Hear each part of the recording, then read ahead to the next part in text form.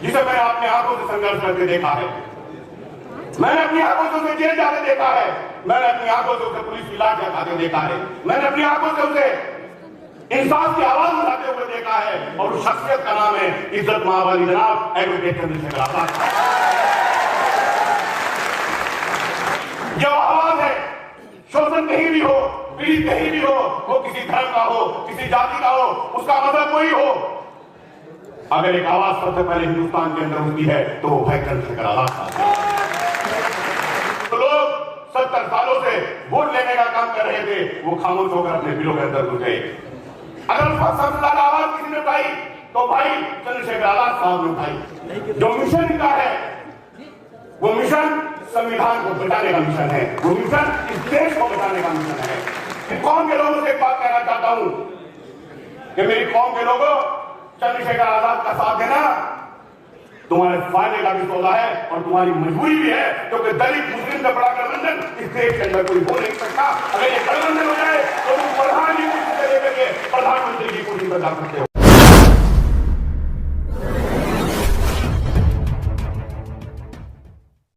हाथ में बंदूक और ना तीर तलवारों के साथ, हाथ में बंदूक और ना तीर तलवारों के साथ मैं अकेला लड़ रहा हूं जंग मक्कारों के साथ।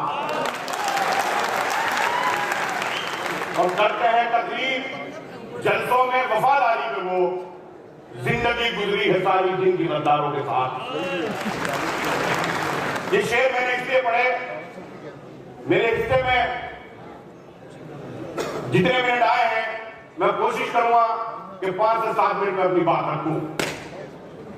जब ये मुल्क आजाद हुआ और उसके बाद इस मुल्क का पार्टीशन हुआ 1947 में, और यहां से जब मुसलमान जाने लगे तो मौलाना अबुल कलाम आजाद ने कहा कि तुम यहीं रुक जाओ। तो मुसलमानों ने उनसे सवाल किया कि हमारी हिफाजत की गारंटी क्या है मौलाना। उसके बाद पंडित जवाहरलाल नेहरू साहब आ गए और पंडित जवाहरलाल नेहरू साहब ने कहा कि आप यहीं रुक जाओ। लोगों को उन पर यकीन नहीं हुआ। गांधी जी ने कहा तो मुसलमानों ने सोचा कि एक बुजुर्ग आदमी, एक लाठी लिए हुए आदमी जो अपनी हिफाजत नहीं कर सकता, वो हमारी हिफाजत क्या करे। उसके बाद एक शख्सियत आगे आई जो वंचित समाज से थी, जिसने विलायत से पढ़ाई की थी, जो बैरिस्टर था, उसके हाथ में किताब थी। वो उस किताब को लेकर आ गया है और उसने कहा कि तुम यहीं रुक जाओ। मुसलमानों ने सवाल किया कि आपके हाथ में क्या किताब है, आप कौन हो। उन्होंने कहा कि मैं भीमराव अम्बेडकर हूं और मेरे हाथ में जो किताब है ये भारत का संविधान है। ये संविधान तुम्हारी हिफाजत करेगा, ये हिफाजत करेगा तुम्हारी मस्जिदों की, ये हिफाजत करेगा तुम्हारी खानकाहों की, ये तुम्हारा अधिकार देगा इस सरजमीन पर नमाज पढ़ने का, तुम्हें इबादत करने का, ये संविधान तुम्हें अधिकार देगा। इस संविधान के अंदर ताकत है कि तुम प्रधान से प्रधानमंत्री की कुर्सी तक पहुंच सकते हो। ये संविधान तुम्हें न्याय देगा। तो मुसलमानों को उस पर यकीन हो गया, बाबा भीमराव अम्बेडकर साहब पर यकीन हुआ, इस संविधान पर यकीन हुआ और इन्होंने यही रहना पसंद किया। उसके बाद मेरे दोस्तों आगे सफर बढ़ता है और वो दलितों की आवाज उठाते हैं, पिछड़ों की आवाज उठाते हैं, वंचितों की आवाज उठाते हैं और अपनी पूरी जिंदगी इस मिशन में गुजार देते हैं। और आखिर में आकर के जब आखिरी वक्त आता है तो बाबा साहब कहते हैं कि मेरे मिशन को तुम आगे बढ़ाओ या ना बढ़ाओ, लेकिन इसे पीछे मत कर देना, इस मिशन को कमजोर मत कर देना। और उसके बाद उस मिशन का झंडा जो शख्सियत उठाती है, वो शख्सियत है जिनका आज में पैदाइश है, माननीय काशीराम जी। उस झंडे को लेकर के आगे बढ़ते हैं और साइकिल पर पैदल पूरे हिंदुस्तान के अंदर घूमते हैं और एक समीकरण बनाते हैं यहाँ दलित और मुस्लिमों का, न्याय दिलाने की बात करते हैं सबको। लेकिन मुसलमानों के गुस्ताखीज, जिन्हें डर ये था कि अगर इन्हें माननीय काशीराम जी की बात पसंद आ गई, अगर इन्होंने इनकी बात पर अमल कर लिया तो हमारी चमचागिरी खत्म हो जाएगी, हमारी कुर्सियां छिन जाएगी और वो पूरी जिंदगी संघर्ष करते रहे। उसके बाद सफर आगे बढ़ता है। तो मेरे दोस्तों, मैं भी अपने सफर को समेटता हूं और बात बहुत नजदीक आकर करता हूं। अजमेर के अंदर हमारे दलित भाई कुछ दबंगों से तकाकर ओम प्रकाश नाम के वो आत्महत्या करते हैं और आत्महत्या करते वक्त जो अपनी बात लिखते हैं उसमें वो लिखते हैं कि जब मेरी चिता को अग्नि दी जाए तो मेरी चिता को अग्नि एक ऐसा शख्स दे जो बाबा भीमराव अंबेडकर और काशीराम के मिशन को आगे बढ़ाने का काम कर रहा है। और वो नाम लेते हैं एक ऐसे नौजवान का जिसे मैंने अपने आंखों से संघर्ष करके देखा है, मैंने अपनी आंखों से उसे जेल जाते देखा है, मैंने अपनी आंखों से उसे पुलिस की लाठियां खाते देखा है, मैंने अपनी आंखों से उसे इंसाफ की आवाज उठाते हुए देखा है। और उस शख्सियत का नाम है इज्जत महावाली जनाब एडवोकेट चंद्रशेखर आजाद। जो आवाज है, शोषण कहीं भी हो, पीड़ित कहीं भी हो, वो किसी धर्म का हो, किसी जाति का हो, उसका मजहब कोई हो, अगर एक आवाज सबसे पहले हिंदुस्तान के अंदर उठती है तो वो है चंद्रशेखर आजाद साहब। हमारे देश के अंदर सीए हुआ, एनआरसी हुआ, जो लोग 70 सालों से वोट लेने का काम कर रहे थे वो खामोश होकर अपने बिलों के अंदर घुस गए।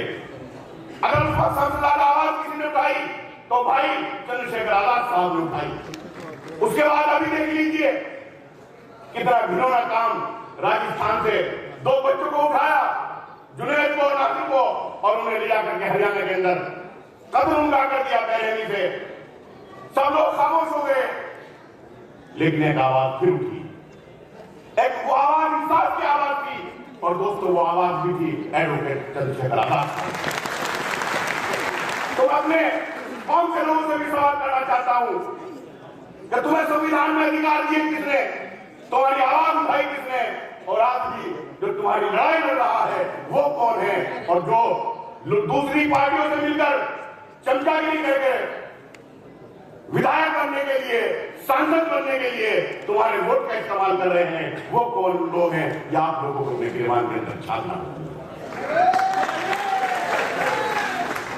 बस एक बात कहना चाहता हूं कि चंद्रशेखर आजाद साहब जिस मिशन को लेकर के चले हैं, जो मिशन इनका है वो मिशन संविधान को बचाने का मिशन है, वो मिशन इस देश को बचाने का मिशन है। और मैं अपने कौम के लोगों से एक बात कहना चाहता हूं कि मेरी कौम के लोगों, चंद्रशेखर आजाद का साथ देना तुम्हारे फायदे का भी सौदा है और तुम्हारी मजबूरी भी है, क्योंकि दलित मुस्लिम का बड़ा गठबंधन इस देश के अंदर कोई हो नहीं सकता। अगर ये गठबंधन हो जाए तो तुम प्रधान की कुर्सी से लेकर के प्रधानमंत्री की कुर्सी पर जा सकते हो। अब मैं 1 मिनट में अपनी एक कविता सुना करके अपनी बात को खत्म करूंगा। क्या तुम्हें हक है कि तुम बस्ती जलाओ जितनी तुम चाहो, तुम्हें हक है कि तुम बस्ती जलाओ जितनी तुम चाहो, तुम्हें हक है कि तुम लाशें गिराओ जितनी तुम चाहो, तुम्हें हक है कि तुम दंगे कराओ ग्रुप में सारे, तुम्हें क्या फर्क पड़ता है किसी को कोई भी मारे। तुम्हें हक है कि ये देखो किसी ने क्या पकाया है, तुम्हें हक है ये कहकर मार डालो बीस आया है। तुम्हें हक है कि मारो और कब्रिस्तान में भेजो, तुम्हें हक है जिसे तुम चाहे पाकिस्तान में भेजो।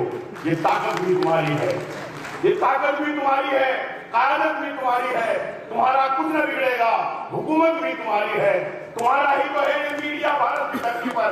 उठाओ उंगलियां तुम चाहे जिसकी देशभक्ति पर, उठाओ उंगलियां तुम चाहे जिसकी देशभक्ति पर।